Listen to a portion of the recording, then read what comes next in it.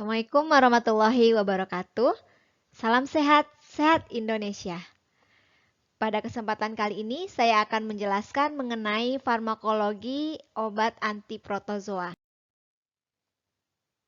Protozoa adalah salah satu penyebab infeksi yang bisa terjadi pada manusia. Nah, apa itu protozoa?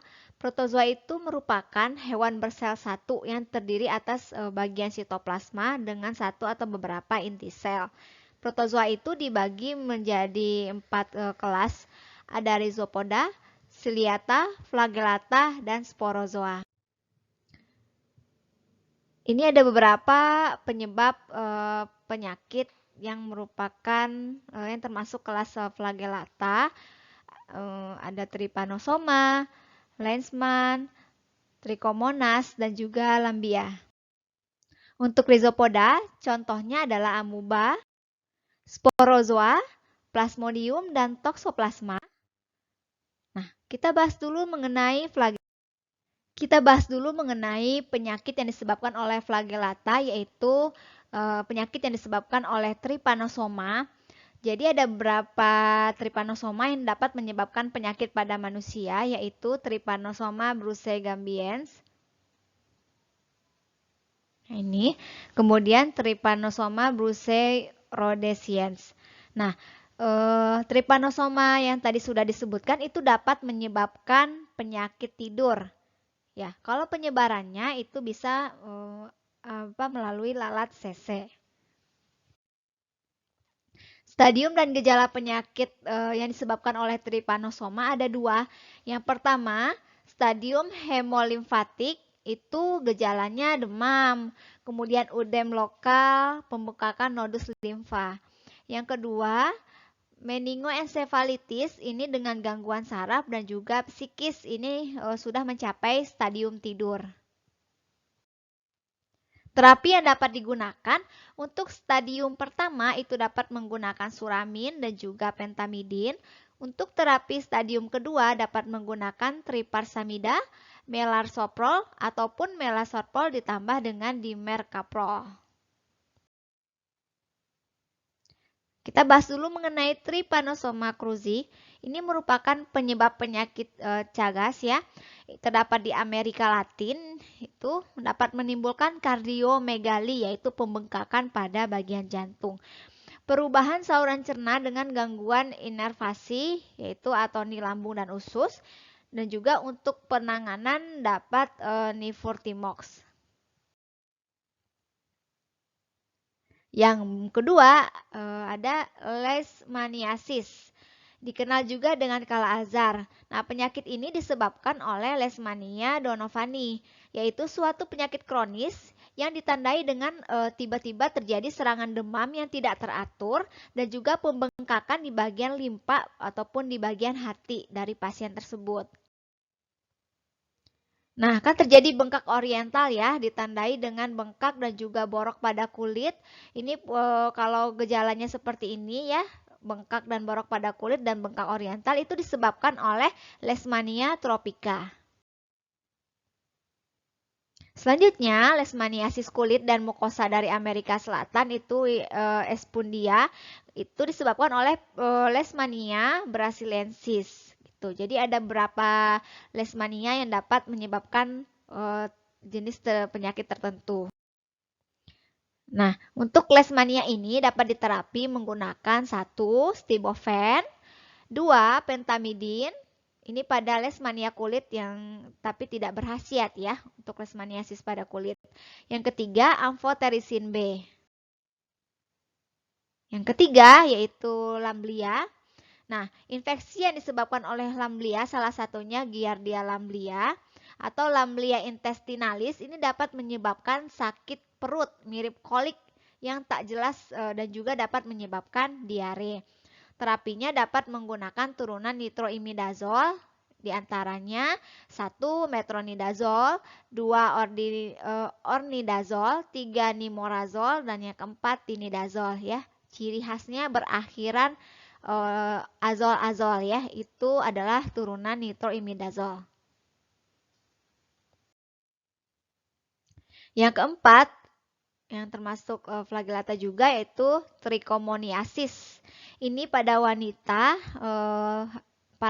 protozoa yang dapat menyebabkan penyakitnya yaitu Trichomonas vaginalis, dapat menyebabkan vaginitis, vulvitis, uretritis, dan juga for vaginalis. Jadi penyakit-penyakit di bagian reproduksi pada wanita. Nah, di pria juga dapat terjadi penyakit ini, tapi berlangsungnya biasanya tanpa gejala. Di terapinya dapat juga menggunakan turunan nitromidazole yang bekerja trichomonasid. Yang pertama sama kayak tadi metronidazole, ornidazole, nimorazole, dan juga tinidazole.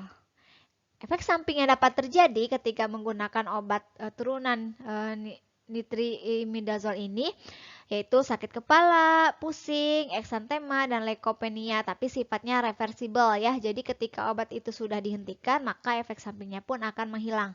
Cuma belum tentu juga ya efek samping ini dapat timbul pada setiap pasien yang menggunakan obat ini. Nah, di samping bekerja terhadap Trichomonas dan Lambia, turunan nitroimidazole ini itu juga efektif terhadap penyakit yang disebabkan oleh infeksi amuba. Kita lanjutkan yang kelas berikutnya dari protozoa, ada Rhizopoda. Ya, penyakitnya yaitu amoebiasis yang disebabkan oleh Entamoeba histolytica. Nah, gambaran penyakitnya yaitu dapat berupa serangan amoeba akut ataupun kronis secara berulang-ulang. Amoebiasis jaringan itu dapat terjadi hepatitis amuba ya di bagian hati, kemudian perikarditis amuba itu bagian organ jantung dan lain-lain ya, itu terjadi di jaringan. Selanjutnya amoebiasis laten ini yang dapat berubah menjadi bentuk lain gitu. 90% itu infeksinya asimptomatis, artinya tidak ada gejala. Nah, 10%-nya sindromnya klinis dapat terlihat, misalnya pasiennya disentri atau adanya abses pada bagian liver ya, pada bagian hati ataupun organ lainnya. Nah, penularannya bagaimana sih? Ini bisa terjadi ketika menelan kista hidup ya dari air ataupun makanan ataupun tangan yang terkontaminasi feses ya, itulah gunanya kita harus mencuci tangan dengan baik dan benar ya, kan kita tidak tahu kapan akan menyentuh dari kista amuba ini ataupun telur parasit lainnya seperti itu. Terapi yang dapat digunakan untuk infeksi amuba ini yang harus diperhatikan yaitu lokalisasi dan juga stadium biologik dari amuba ini. Dapat menggunakan ya turunan nitroimidazole yang berakhiran azol ya. Ini dapat digunakan pada semua bentuk dan merupakan obat pilihan pertama yaitu metronidazole. Ini obatnya cukup sering ya, sangat sering digunakan ya untuk infeksi dari protozoa ya, terutama amuba. Nah, jika obat ini tidak dapat ditoleransi atau jika kadang-kadang tidak efektif untuk terapi infeksi lumen usus, maka dapat dipilih obat lainnya.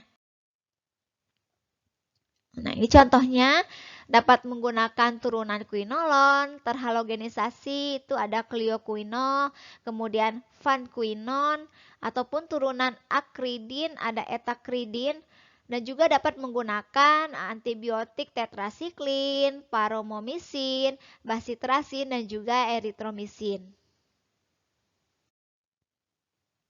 Terapi untuk bentuk mahna di jaringan itu bisa menggunakan kloroquin, yang kedua emetin, atau yang agak kurang toksik yaitu dehidroemetin. Kita lanjut ke kelas berikutnya, ada sporozoa. Ini dapat menyebabkan toksoplasmosis. Nama protozoa yang sering menyebabkan penyakit toksoplasmosis ini yaitu Toxoplasma gondii. Ini merupakan protozoa yang luas penyebarannya ya, dapat menginfeksi burung, ternak, tetapi tak selalu menimbulkan penyakit. Jadi hanya menginfeksi tapi tidak menyebabkan penyakit ya pada burung dan ternak tersebut. Tidak selalu gitu ya, tapi ada juga yang timbul gejala yang ke arah terjadinya suatu penyakit. Nah, jika selama hamil seorang ibu terinfeksi, maka pada anaknya itu akan ditemukan kerusakan yang tak dapat disembuhkan. Misalnya pengapuran intraserebral yaitu di bagian otak ya, hidrosefalus, kemudian itu yang otaknya itu apanya cairannya sangat banyak di otak ya sehingga ukuran kepalanya lebih besar itu ya hidrosefalus.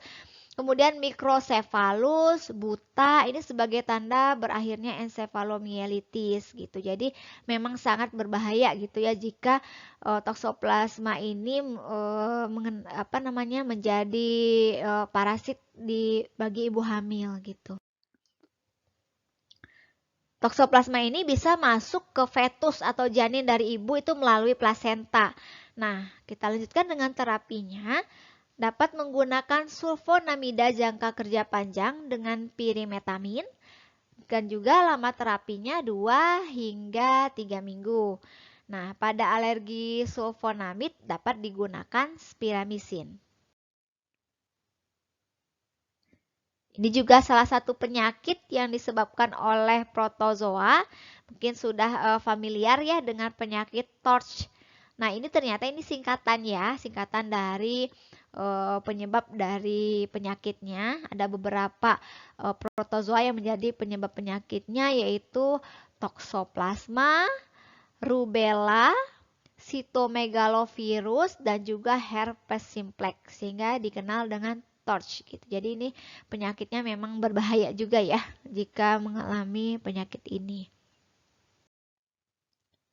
Nah, sekian penjelasan mengenai farmakologi obat untuk protozoa atau antiprotozoa. Saya akhiri penjelasan mengenai materi ini. Assalamualaikum warahmatullahi wabarakatuh.